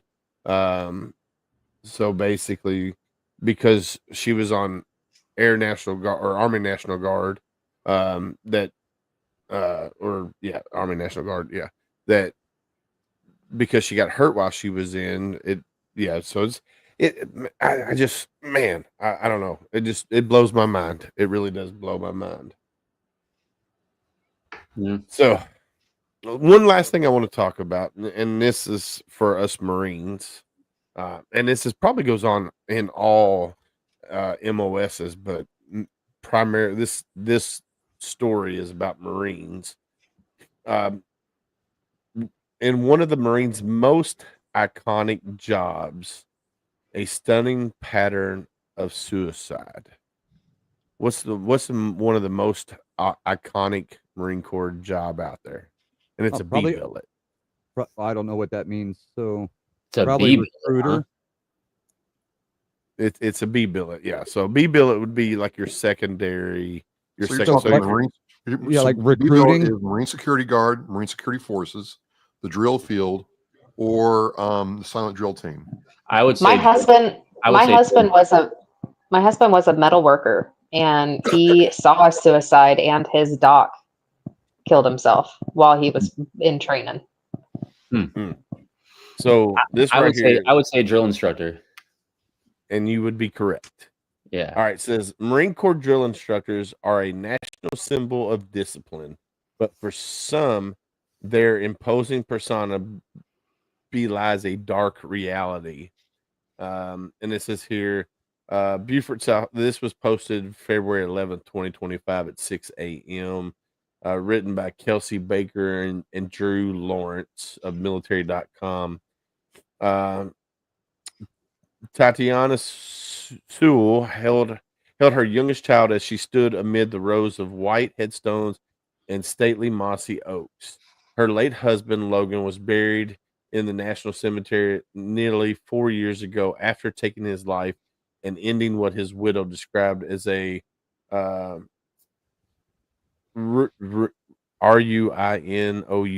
ruinous tenure. Yeah. In one of the U.S. military's most iconic jobs, Marine drill instructor. He was 33 years old. Nearby, her other children spotted a coin regarded within the armed forces as a symbol of respect resting atop his grave. Perhaps she thought it was left there by someone who worked with him molding new Marines at Paris Island, just south of there. So let me get to the heat of the an independent investigation conducted by the Inspector General of the Marine Corps supports that assessment concluded in November 2023. The inquiry found a climate that fosters surviving vices thriving, and a perception among staff that drill instructors' welfare is of low priority to leadership. Investigators reported hearing from several people involved with recruit training who observed personnel walking on eggshells or pins or on pins and needles and generally afraid for their careers. One former drill instructor said that the experience left him and his family shattered, adding, "I experienced a really, really dark side of myself." This account of mental health crisis afflicting Marine Corps drill instructors is based on more than 30 interviews with service members, their families, and their superiors. So basically, what it's saying is that being a Marine Corps drill instructor, I'm trying to see if there's any numbers, what kind of numbers they're saying, but they're saying that they're seeing a pattern in suicide within the Marine Corps drill instructor field, more so than any other active duty uh, job out there. I can see that because so funny, not funny, but weirdly enough, when I was in boot camp, I was in boot camp from November to February of 2010 going into 2011. And the platoon 2 cycles before mine, I believe, 1 or 2 cycles, I think it was 2 cycles before mine, had a drill instructor commit suicide in front of his recruits during swim qual. You know, had a, you know how when we're doing swim qual, we have our rubber rifles and we're doing, you know, you're in boots and utes and, you know, full gear and all that and doing your swim qual.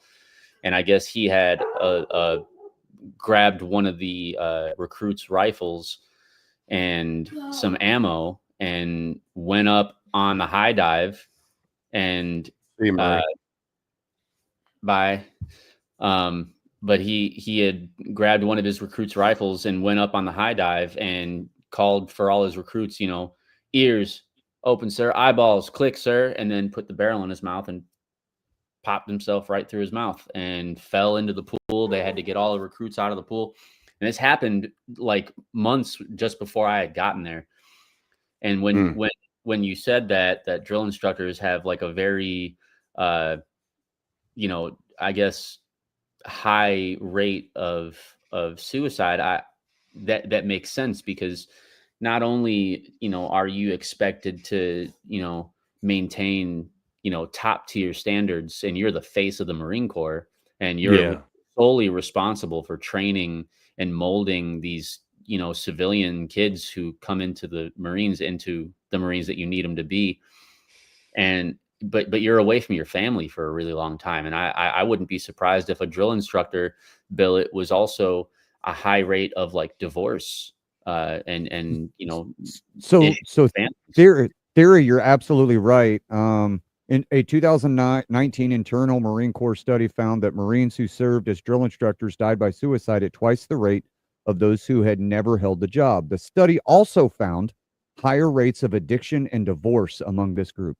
Yeah, I mean, you got to think, like, you know, these guys are not only, you know, and I know it's like a character that you kind of play when you're a drill instructor, and you know, you embody this really mean, hard-headed, like fucking, you know, screamy kind of, you know, in your face sort of person, and you have to embody that persona to give the recruits the stress to be able to work under pressure, and be able to make life or death decisions under that kind of pressure. And that's the whole point of why they are the way that they are. But you don't get very many opportunities while you're a drill instructor, and you're in the middle of a cycle. You don't get a lot of opportunities to go see your family. You spend 95% of your time with these recruits training them, and you might do two or three cycles, you know. 90-hour work weeks. 90-hour Yeah. work week. Yeah, Severe it's sleep crazy. deprivation, Yeah. constant intense pressure, and an always on culture. Yeah. Yeah. And you don't get to go see your family. So, you know, I'm sure that a lot of infidelity happens with drill instructors, which causes divorce, and that can cause, you know, depression and suicidal ideations, and sometimes suicidal actions and attempts.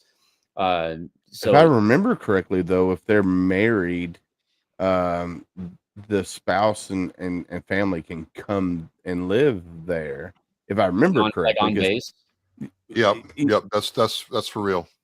Yeah, because I know They one of my either my senior drill instructor or my heavy was married, and they got whether they lived on base or off base. But yeah, so they can come there. But if you're a single Marine, or you know you're engaged and not married yet, and you're away, you know your wife is back at Lejeune and you're down at Paris Island, then yeah, it might be. But still, I mean, even with the 90-hour work weeks, and you know as well as I know, our drill instructors were always there, and except for maybe nighttime. But hell, they were even, they're there at 0:30 in the morning, friggin' with us. So Yeah. I mean, I know that when I was in boot camp, we would have like, you know, two of the drill instructors would stay on duty, right, for that night. And yeah, I think it was after a certain point, like up to a certain point, all four of them had to be present. Were you Hollywood there, Theory?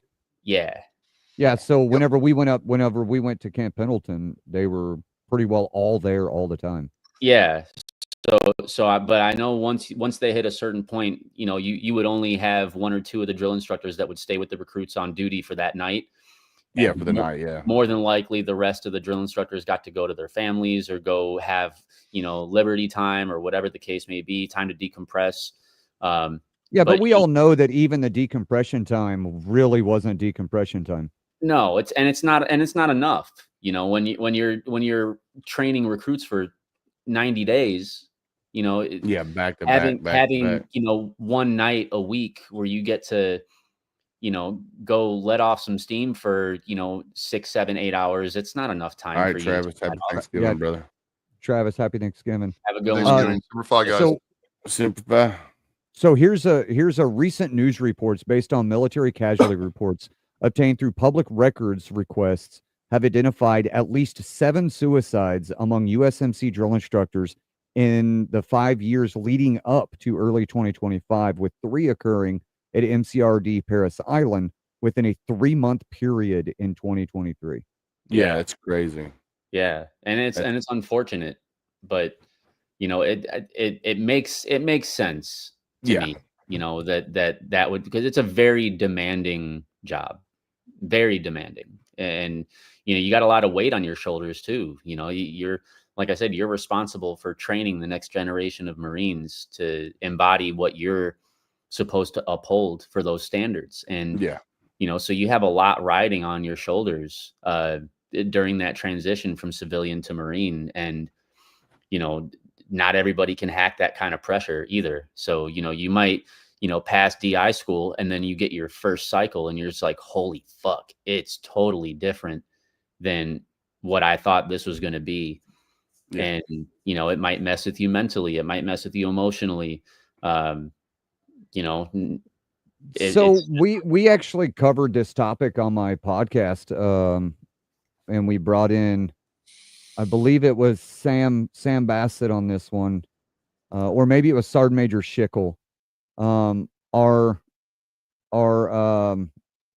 combat veterans becoming the enemies that they fought, and this was something that we kind of brought in, and the pressures and all that just from being in the military in general, and then whenever you deploy, right? And imagine a drill instructor that then got out, that changed their PCS and went into a combat role, and then they deployed, right? Like, that's this is wild. it's all kinds of things that we've covered these topics, and Yeah. I intentionally remained quiet during that whole conversation, because I have a completely differing view on everything that was said, with the exception of like the reservist, right? Like, I get why, because of the laws, but I also agree that there should be something that can be done if they're injured in drill, then that should be taken care of. But so I'm in a place. I'm a two-time Iraq War veteran, active duty, that got an OTH from the Marine Corps. And I was in a really, really bad place, called the VA and told them I had an OTH. They said, "You're not a veteran," and hung up on me. Oh, hell no.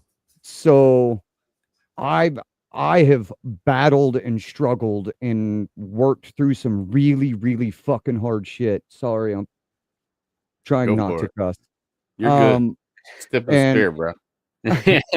and I understand the I served, I earned, I deserve, I rate. As somebody that has fought through it on their own, without the VA, without the military, anybody can do it. I feel like we have created, by bringing all of this stuff available, we've created a bunch of pussy citizens that, and we continuously say, "Oh, I deserve this, I deserve that," and we don't deserve fuck all. We joined the military, put our name on the line for up unto our life. Mm-hmm. Yeah. Anything in between there wasn't above and beyond. Yeah. Wasn't anything. We absolutely signed a blank check. Yeah. And I know I'm going to lose. A lot of people are going to hate me for this statement, but I don't really care. They don't owe us shit. No, they don't. They don't owe us a fucking thing. Mm-hmm. If we need to stop saying, "What can America give to me?" and start saying, "What can we give to America?" That is what is the problem with our country. We continuously ask, "What can our government give to us?" Not what can we give to our government. And the stance that we're standing on is, they owe me this, they should take care of me. They don't need to do shit. We need to move back into society. Yes, it's hard. Yes, it fucking sucks. We have created a pussy citizenship that, yeah, we have numbers, but somebody that wants to cut their dick off and paints their fucking hair blue and all this other shit if somebody was to fucking attack us, we would be absolutely screwed. Yeah. We need, it's so cliche to say what I'm about to say. We need to pull ourselves up by our fucking bootstraps and move on. Move forward. We were taught to adapt and overcome, and we're not adapting and overcoming. No. We're staying But- right where we're at, and we're wanting somebody else to fix our problems. I can't say that everybody is. I'm saying that as a whole, not in individual people. Yeah. No, I get what you're saying, but I think there's a lot of people out there with a very similar mindset as to you with that. Like I didn't go to the VA for almost 20 plus years. And the reason I utilize the VA now is to help me with my PTSD, my moral injury, and also health related stuff. But now I'm not saying that that like I rate it. Yes, I rate it because I served my country, right? The reason I have bad knees, bad ankles, bad back is because of what I did in the service. And I don't disagree with that, by the way. Right. It's the mindset that has been created that it's constantly. Look, you said earlier, you said you're 60%. Yep. There's so many people that are like, okay, I'm 60%. What do I need to do to get to 100? Oh, tell them that you have ED. I was just going to say this. that. Yeah. You have I was that. just You gonna have say this. And it's all these things that cannot be proven Yeah. Right. because Right. you're just trying to tick it up so then you can get that PNT. Yeah. Right. And I know a lot of truthfully, I know a Go lot ahead, of Phil. veterans who did that too, because I lived with a guy after I had gotten out of the Marines. I had lived with somebody. Obviously, I'm not going to air out his dirty laundry nor his Sure. name, but he was completely fine. I'm sorry I got amped up. No, No, you're you're good. You're good. Your wife is commenting, by the way. I know she is. She has been.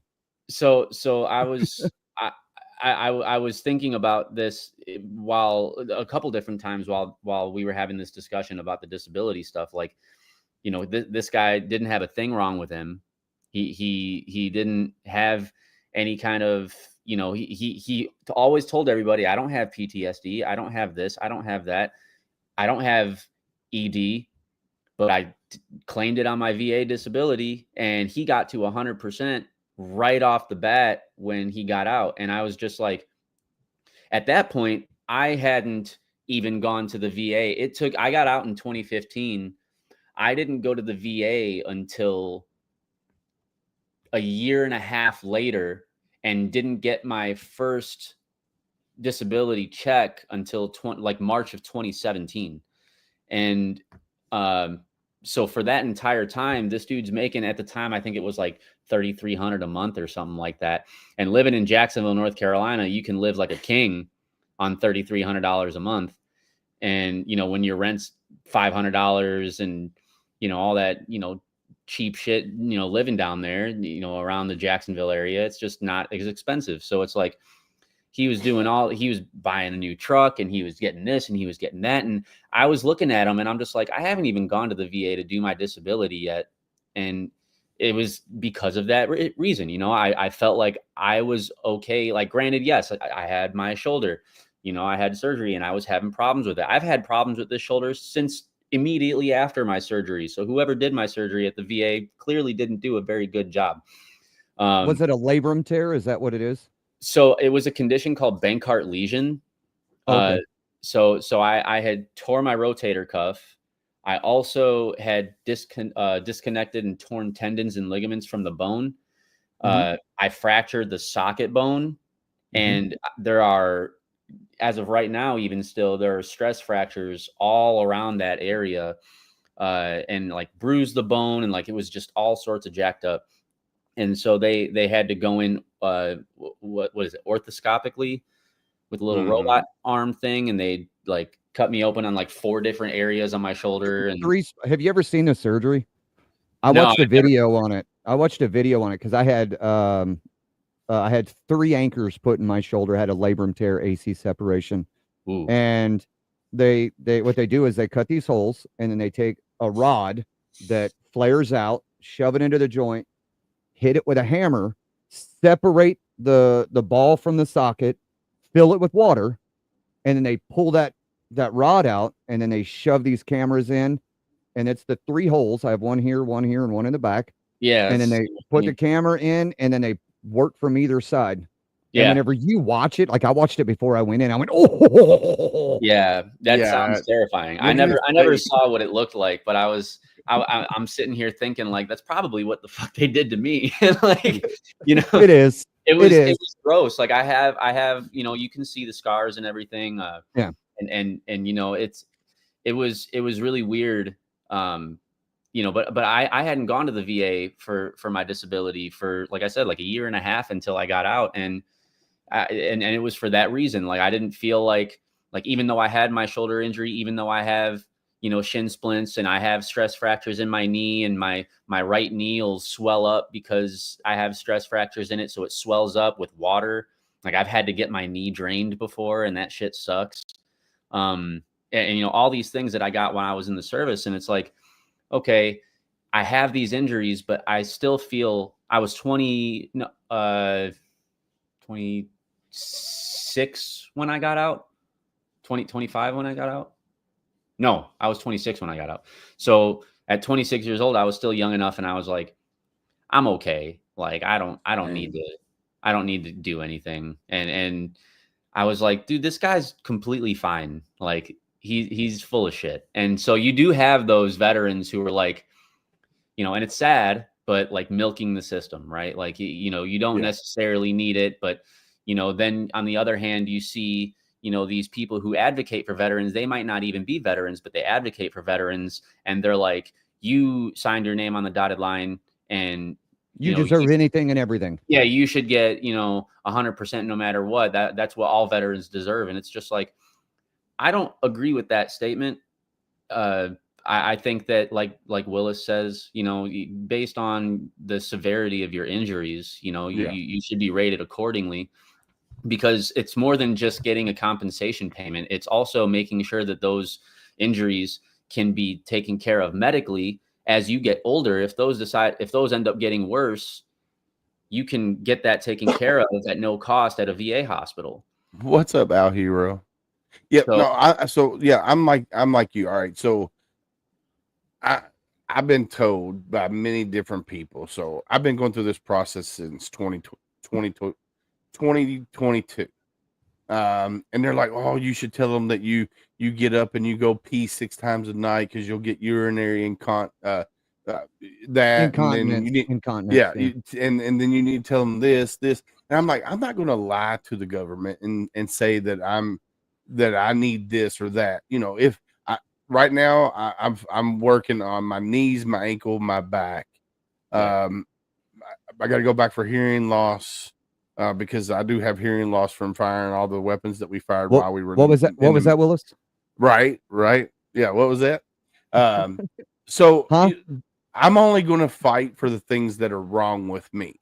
Mm-hmm. If that gets me, what are the 3 things that the Marine Corps teach you? It's in their fucking motto: honor, courage, and commitment. Yep. Mm-hmm. And if you're gonna lie, then you are not a fucking Marine. Yeah. I would agree. Yeah. You know, and if you got people out there, Lacey said it here on TikTok. The VA treats us all like we're scammers because there's too many veterans out there lying and cheating on the system to get to that 100%. Yeah. Mm-hmm. And like I tell my wife, if I get to 100, I'm happy because I'm going to make sure I do it the right way. And, you know, I got PTSD. I'm 50%. Could I go up to 70%? Maybe. But guess what? 50% is fine with me. I got 10% for tetanitis. That's where my 60% comes right there. I'm 60 because of those 2 right now.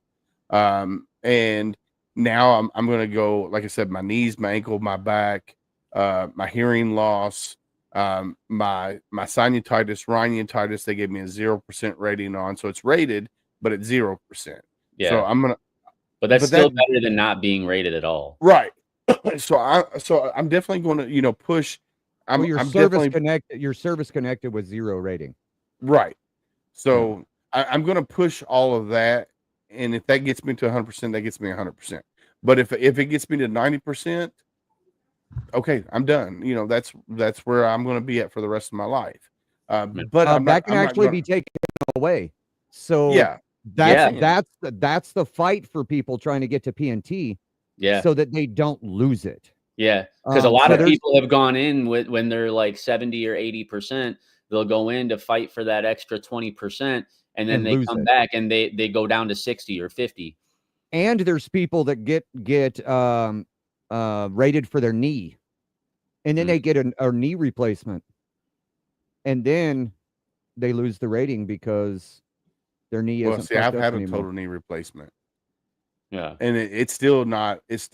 So I was at 120 degrees bend when I went in, before I went in to have the knee replaced. Right now, I'm thinking I'm at 90, or I'm right at 100. So it's not back to 120 where it was. So I thought about that too. I was like, well, hell, if I go in and have knee replacements and I'm trying to get, my knees, then I'm going to, wind up losing that. And if as long as they get fixed, I'm happy. I don't care if I get rated for it or not. As long as they get fixed, and I'm kind of somewhat normal. But so Willis, my wife commented on TikTok. I've got it up too, and I've been watching it over here. My wife says, I agree, but how do we rate and treat PTSD? How do we know they for sure have PTSD? Now, she asked that question knowing, right? She's in her master's program in psychology, going for her doctorate. She knows the answer. But she went with me to my service connection. I have an OTH, so I have to go and just get service connected. Everything's a 0 rating, but I'm service connected on certain things. So I can get treatment for it, but no compensation. But I went to a freaking what was it? A forensic psychologist. And this dude had been in the field like 785 years. And he was like, I retire next year or next month or some shit. And I was like, cool. How long you been doing? He goes, 82 years. Shit, man. And he had all of these freaking schools, the diplomas on the wall. And he's like, yeah, I've been here. I've been there. And I was so scared, so nervous that I was going to do something wrong, that I was going to say something wrong. Yeah. That like we've created an atmosphere to where you can't just go in and be honest and be like, listen, man, this is what's going on. And they'd be like, oh, I get it. Now it's like we're in an interrogation. Yeah. And I know that I'm kind of going away from what my initial statement was, that we're creating a bunch of pussies. But there is a place where there is a place where it's like, hey, we need to take care of these guys. I agree. But at the same time, it's like, whatever. If I don't ever get rating, if I don't ever get my OTH upgraded, I don't ever do any of that, then I'm okay. I'll do what I've been doing the whole time and just claw and fight and not one time whine about it. Yeah. I think that's the number one thing, is we are creating a society of fucking whiners. Yeah. Well, unfortunately, it's 9 o'clock. My wife just texted. I gotta go have a conversation. Sorry, Kev. Yeah, Kevin just got back. But my daughter's on her way home from work, and we have to have a conversation. So I gotta go up there and have a conversation with the daughter about money, because she was supposed to be saving money and she ain't really saved money. So now we got to go have a conversation with her. So gotta put on your dad hat. You got to put on the dad hat. Yeah. So guys, Kevin, we're gonna have to get together and talk soon. I need to have you on HomeFront Sitrep and discuss what you do and stuff like that. So I will get your phone number or email from Marie, and we'll make that happen. Absolutely. I really enjoyed this I know I had to leave, and I told Miss Marie I would come back as soon as my other meeting was over with. So, No worries. We'll definitely we'll work that out. We will definitely work that out. absolutely, Hi, sir. Miss Sadie. Did she give you a stink eye? I know she did. Why did she give me the stink eye, bro? Don't be mean. He was saying hello. Now I'm Listen, getting a stink eye. I know you're getting the side eye. Listen here, young Marine. I know where you live. No, I never even asked. I never asked. Girl, get out of my camera. What? All right, Josh, call me this week. All right, guys, thank you again for coming on and hanging out with us for this 2 hours. I got to get upstairs because the daughter just pulled in the driveway. You guys have a great night. I'm going to end the show real quick. You Love as you, well. bye. Peace out, y'all. Have a See good y'all. holiday. All right, guys, great show. I want to thank everybody who participated in chat, whether TikTok, whether here on Facebook, LinkedIn, YouTube, wherever you were watching from. Thank you guys very much. I can't wait for next Tip of the Spear, which will be in December. That will be, let's see, December the 17th because of the holiday. Actually, you know what? Yep. There's 2 holidays. They're the 24th and 31st, both holidays. So you guys have a great night, and we will see you guys soon. But like we always say, stay safe out there. We got your 6.